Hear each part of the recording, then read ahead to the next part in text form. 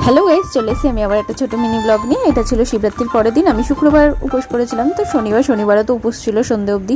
যাই হোক, সকাল সকাল তাই একটু ডাবের জল খাচ্ছিলাম। আগের দিন উপোস, পরের দিনও উপোস। যারা শুক্রবার উপোস করেছে, মানে দুদিন ধরে একবারে উপোস চলছে, তো টায়ার্ড হয়ে পড়েছি, তো একটু ডাবের জল খেলাম। যেহেতু নিরামিষ খেতে হবে, যতক্ষণ না ছাড়বে তো কিছু খেতে পারবো না।